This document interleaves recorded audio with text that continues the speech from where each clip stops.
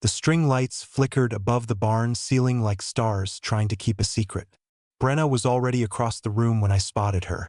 Her silhouette framed by rows of bales and warm amber bulbs, laughing at something he said.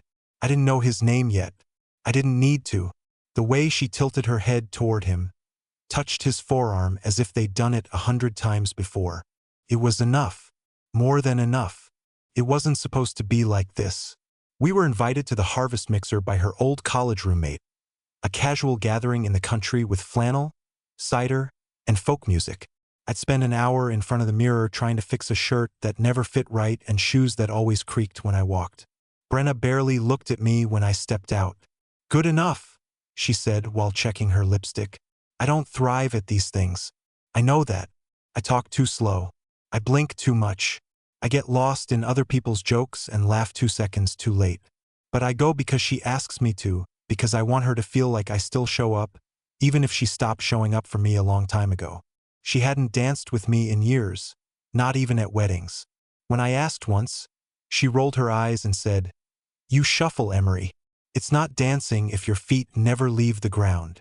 I'd laughed to hide how small that made me feel. But now I watched her on the dance floor with him, and she danced, really danced, like she was 20 again, barefoot in our first apartment, spinning to a Fleetwood Mac vinyl while soup boiled over on the stove. Except now her smile was for someone else. He twirled her. She let him. His hand grazed the small of her back where mine used to rest when I still believed she was mine. I stood there, hands in my pockets, pretending to study the knots in the wooden floor. When the song ended, I took a step forward. My knees were unsteady. She turned around and looked right past me. I walked up anyway, quietly, like I was interrupting something I never belonged in. She was flushed, breathless, glowing in a way I hadn't seen in years. I leaned close enough for her to hear, but not enough to make a scene.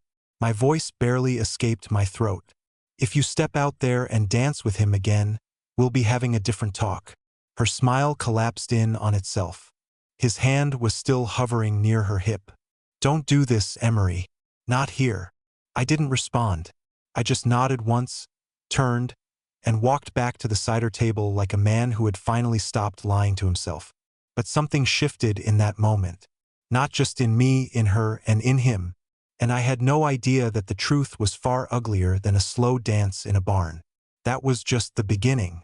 The drive home was dead silent. Gravel crunched beneath the tires as we pulled out of the farm's lot. The folk music from the barn still echoed in my ears like a mocking hum. Brenna didn't say a word, just scrolled through her phone with that same casual detachment she always used when she didn't want to be bothered. I kept my eyes on the road and pretended my hands weren't shaking on the wheel. I replayed the dance over and over in my mind like some slow-motion car crash.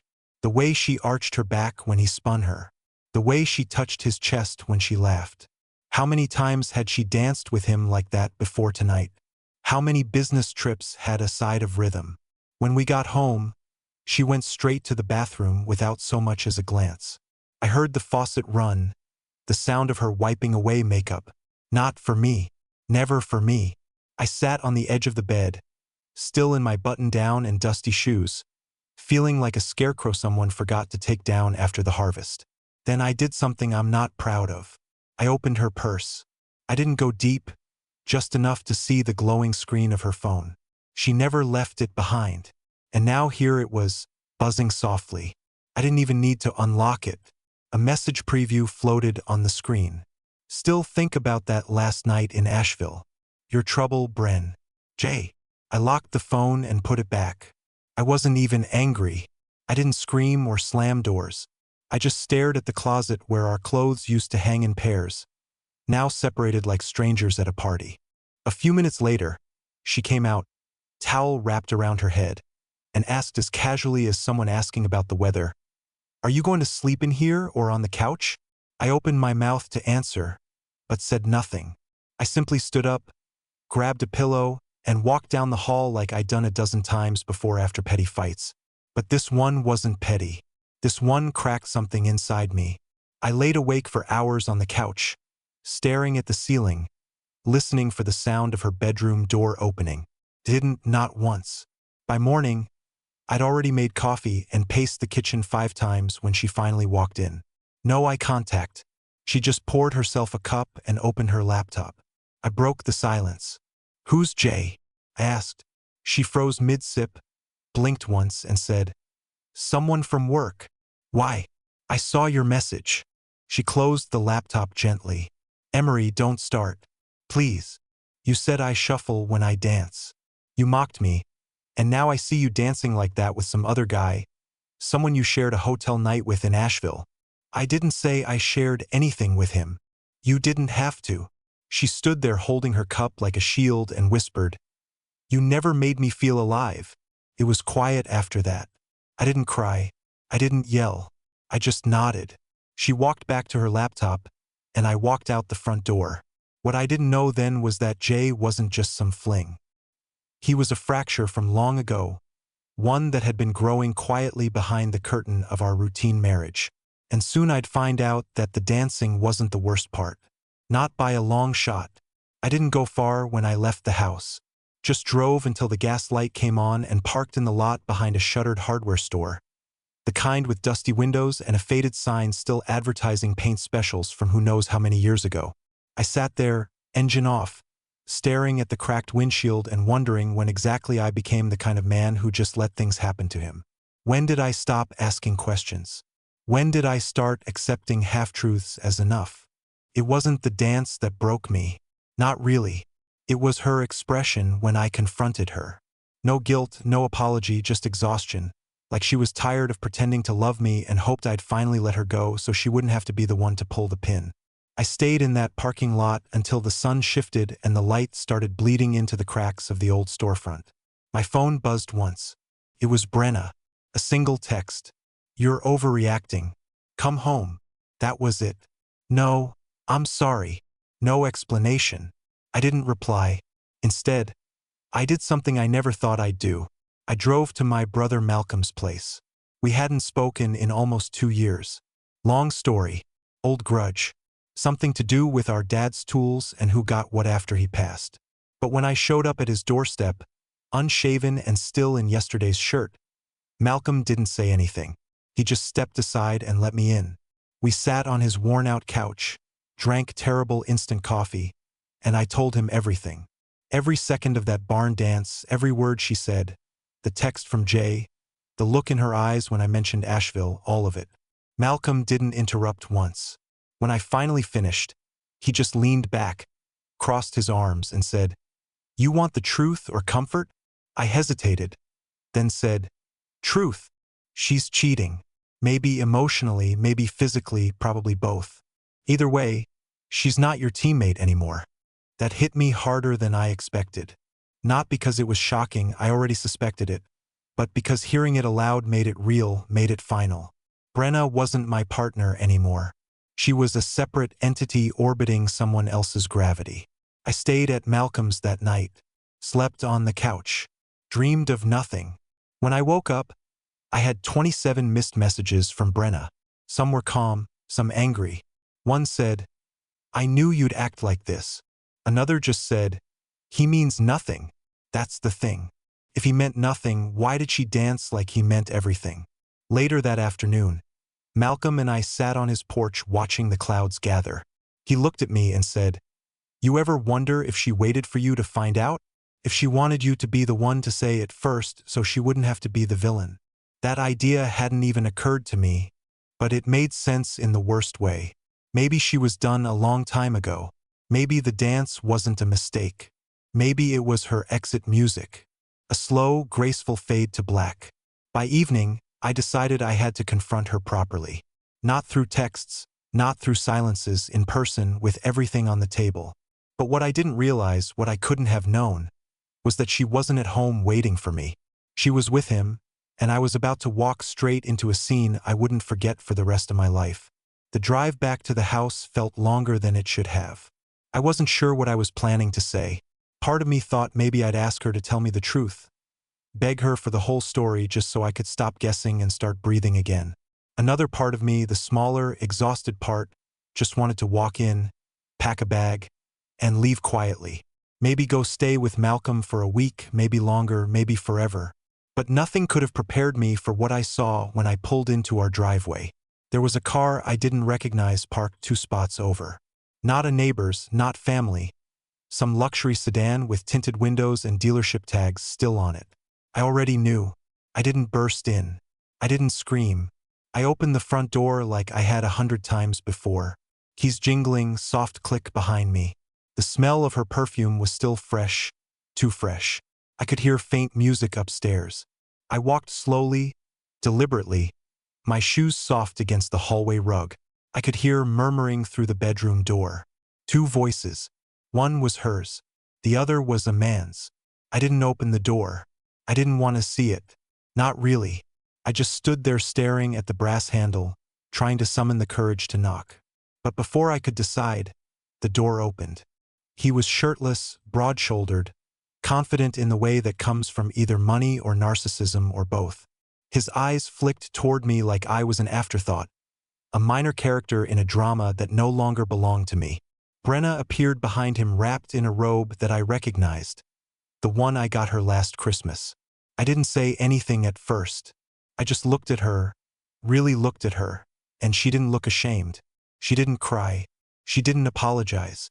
She just whispered, "You weren't supposed to be here this early." That sentence, that was what finally did it. Not the affair. Not the stranger standing half-dressed in our hallway. Not even the perfume I'd always loved now clinging to both of them. It was those words, that casual cruelty, that assumption that I'd just disappear on cue. I walked past them into the bedroom, picked up the duffel bag from the closet, and started packing. She didn't stop me. He stood there like a bouncer, arms crossed, smug. I took a few shirts, my laptop, my old college hoodie, and a box from the nightstand that still had concert tickets from a lifetime ago. She finally spoke again. "Can we talk when you're calmer?" I zipped the bag and turned to her. My voice cracked when I spoke. "Calmer? I watched you dance with him like I didn't exist. I asked you face to face what was going on. And instead of telling me, you waited for the moment I was out of sight to bring him into our bed. It's complicated, Emery." "No, Brenna. Simple. You wanted more. You just didn't have the guts to say it." I walked out of the room, out of the house, into air that finally felt honest. I didn't look back. I didn't slam the door.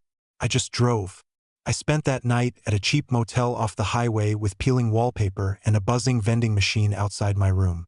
I didn't sleep. I didn't even lie down. I just sat at the edge of the bed staring at my phone, wondering when everything had gone so wrong and how I hadn't seen it coming. But the truth was I had seen it. I just didn't want to believe it. And in the coming days, I'd learned there were even more lies, bigger ones, the kind that change everything you thought you knew about someone. I didn't go back to Malcolm's. I couldn't face the look in his eyes again. That mix of pity and validation, like he'd seen this coming before I had. Instead, I stayed in that motel for 3 nights. I kept extending the room 1 day at a time, telling myself I'd figure out a plan, make a list, decide what I wanted. But every night ended the same. Me sitting in that stiff-backed chair, staring at the TV without hearing a word, phone in hand, waiting for messages from her that never came. No apology, no explanation, no "I miss you." Nothing. She wasn't even pretending anymore. On the 4th morning, I finally got up early and drove to my storage unit to grab an old box of files. I needed paperwork, insurance, marriage license, tax stuff, something to anchor me to make this feel more real. On the way, I stopped at our bank, planning to move some of the money into a temporary account. That's when I found out what she'd done. The clerk, polite but confused, told me that the savings account Brenna and I had jointly held had been emptied. Not just accessed, drained. Every last dollar gone. "Looks like it was transferred to a new checking account last Tuesday," she said, tapping at the screen. "Do you want me to print the transaction record?" I nodded, numb. It was the day after the mixer, the day after she danced with him, and I told her we'd be having a different talk. And apparently she had talked, just not with me. I stood in the parking lot outside the bank, gripping the printed statement like it was a death certificate. I must have looked insane, just staring at it in the sunlight, reading it over and over. But the part that truly tore into me came next. I called her for the first time since leaving. She answered on the third ring. Emery. Her voice was sharp, cautious, like she wasn't sure whether to be defensive or dismissive. You emptied the account, I said. She paused. I moved the money. We needed a clean break. You're acting irrational. It was mine too, Brenna. I earned half of that. You didn't even tell me. I didn't need your permission. I've already spoken to a lawyer. I sat down on the curb as if the weight of her words physically dropped me. A lawyer. I'm filing next week. It's for the best. I laughed, but not out of humor. It was that kind of broken laugh, the sound people make when they've run out of normal reactions. You cheat. You lie. You bring some guy into our bed, and then you tell me it's for the best. Her tone shifted, colder now. I haven't been happy for years, Emery. I needed an out. You just wouldn't let go. That was it. That was the truth. She'd made her peace with leaving long ago. I was just the last to get the memo. Later that day, I went back to the house, not to confront her again, but to collect the rest of my things. I expected her to be gone, maybe at work or out with him. But when I stepped inside, she was there, sitting at the kitchen island in a robe, sipping coffee like it was any other morning. My jacket, the one I always wore to work, had been moved. My side of the closet had been emptied out. She didn't even flinch when I walked in. Emery, just take what you need. I opened the hall closet, grabbed my toolbox, some old photo albums, my winter coat, and a shoebox full of old keepsakes I wasn't even sure I wanted anymore. Then I noticed something new on the fridge. A calendar. There were circles around a week in November, an arrow drawn beside it, a flight confirmation pinned below with magnets. Asheville again.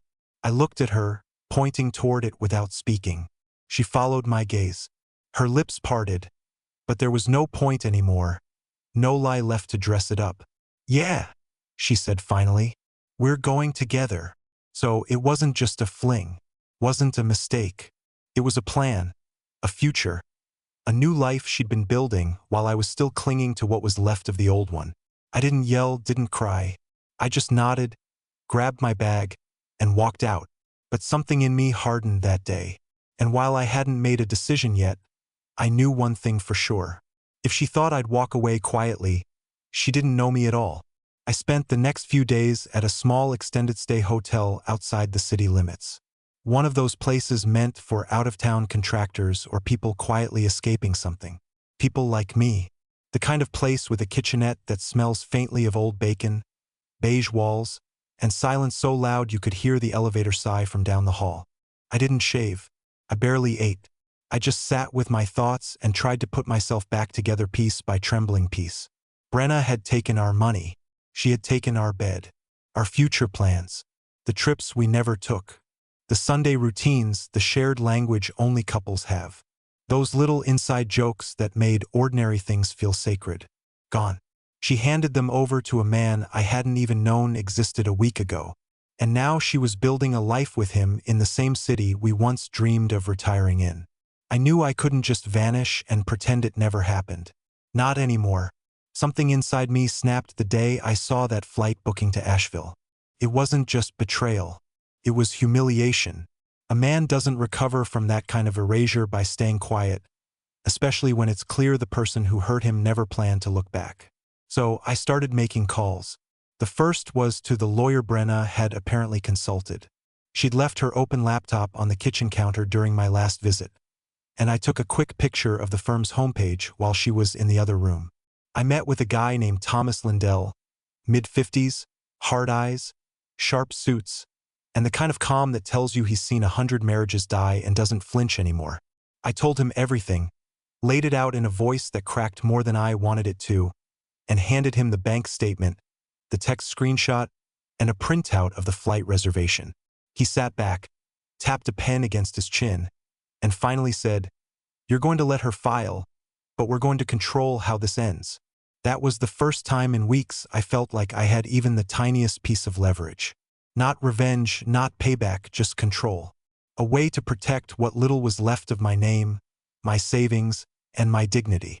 Over the next few days, Thomas helped me freeze the remaining accounts, document all shared assets, and begin the formal separation process. He told me not to contact her directly, not even to respond, just let everything flow through the process. But then something unexpected happened. One afternoon while I was reviewing forms in the hotel lobby, a message pinged my phone from an unknown number. No name, just, "You don't know the full story. Meet me, please." I stared at the message for a full minute, confused, cautious. I almost blocked the number until a second message came in. "My name is Adrian. I'm his ex. You need to hear what he's done before." My throat went dry. I had never heard of her before, and I didn't know what to think. Was this a prank? A mistake? Some tactic from Brenna to derail me? But something about the timing, the wording, it felt different, like someone reaching through the fog I'd been drowning in with a flashlight. So I texted back, "Where?"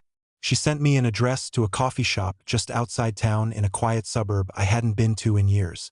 I showed up the next morning early, wearing the same jacket I always wore when I was nervous. The place was nearly empty. Just a couple retirees playing chess and a tired barista rearranging muffins. Then she walked in. Late 30s, short brown hair, sunglasses perched on her head. She looked tired, not in the physical sense, but in that emotional, soul-weary kind of way you can only recognize if you've lived through the same storm. She sat down without saying a word and slid her phone across the table. On the screen was a photo. It was him, Jay, with Brenna, laughing together on a patio, clearly unaware of the camera. But the timestamp was from months ago, long before the mixer, before Asheville, before I ever suspected a thing. "I followed them after he started disappearing again," Adrian said quietly. "He does this. He targets women in long relationships. Women with something to lose. It's a pattern." My heart felt like it was trying to punch through my rib cage. "He lied to me too," she continued. "He told me I was the only one, but I found out about 2 others before your wife. I tried to warn her once early on. She blocked me." I sat back in the chair, air leaving my lungs like I'd been hit in the chest. "So he's not just a fling?" Adrian shook her head. "No, he's a parasite. He feeds on women who are already half broken. And then when he's done, he moves on." My mind was racing. It wasn't just betrayal now. It was something deeper, more dangerous. Brenna hadn't just cheated. She'd thrown her life into the hands of a man who had a history of wrecking others. And I had no idea how far it had already gone. I didn't leave the coffee shop right away. After Adrian walked out, I just sat there for what felt like an hour. The photo still burned into my vision. The sound of her voice replaying in my head. Everything was rearranging inside me.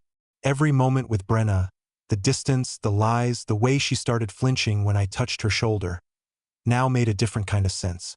Not just someone falling out of love, someone under the spell of a man who had done this before.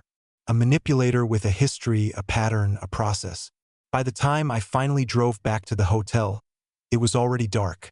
I didn't sleep that night.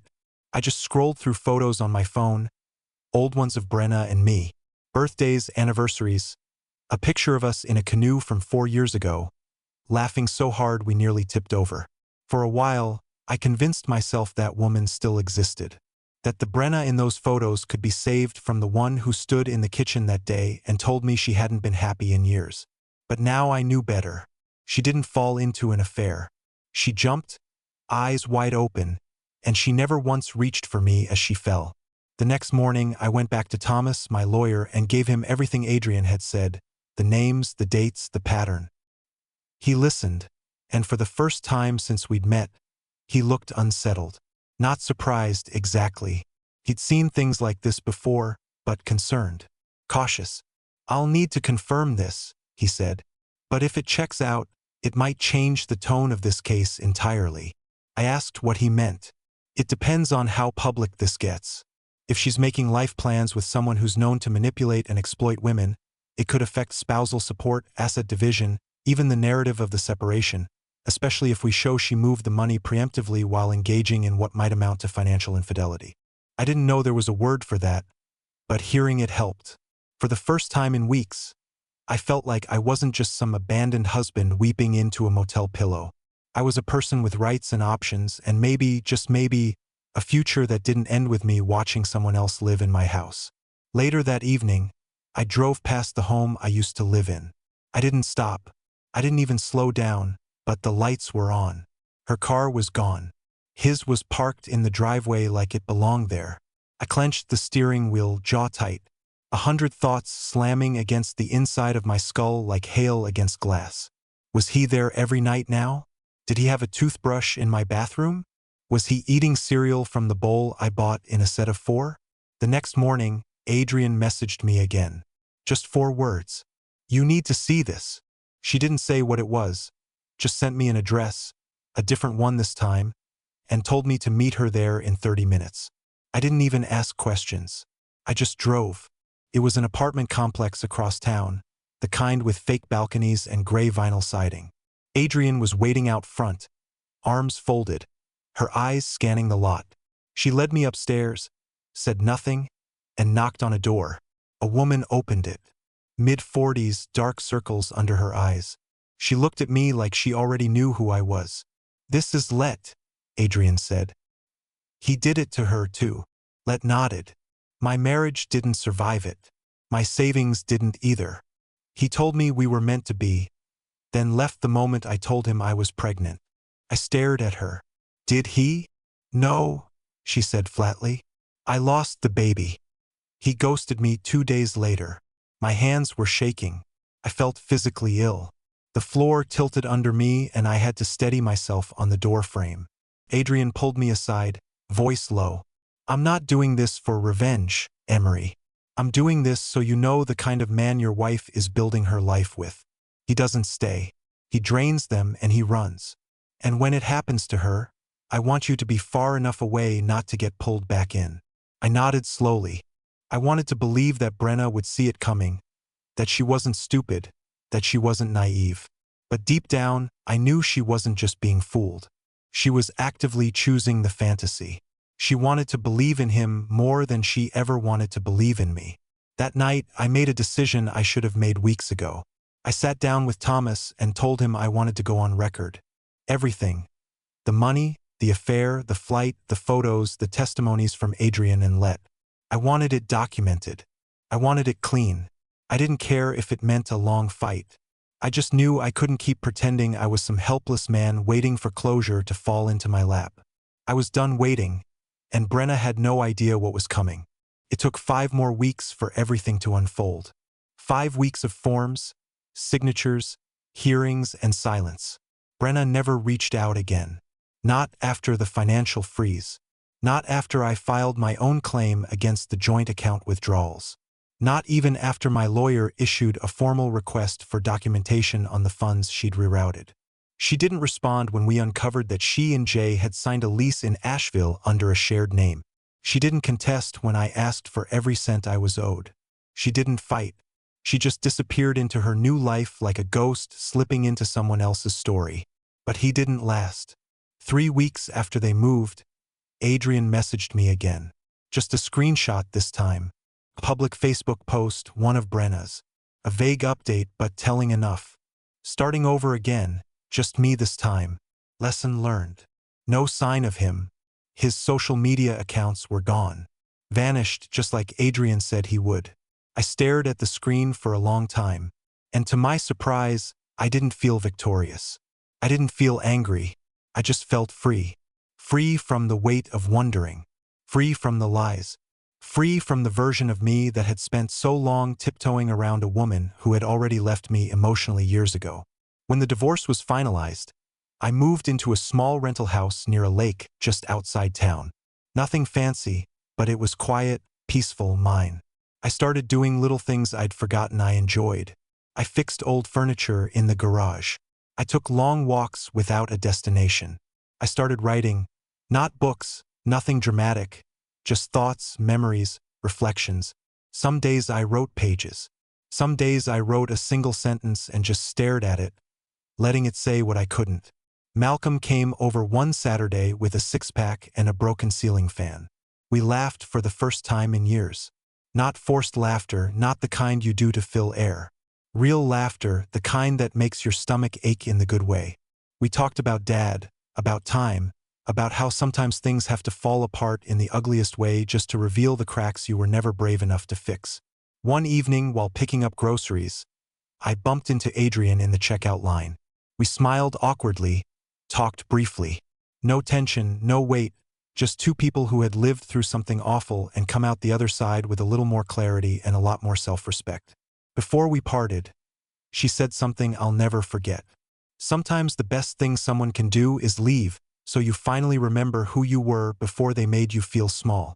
I think that was the moment I truly forgave Brenna. Not for what she did, but for freeing me to become someone better. Someone who doesn't just sit in silence, who doesn't shrink into corners, who doesn't wait to be chosen. Someone who finally knows the worth he was always told to doubt. And maybe someday, when I'm ready, I'll dance again. Not to prove anything, not to win someone back, just because I want to. And this time I won't shuffle. I'll let my feet leave the ground.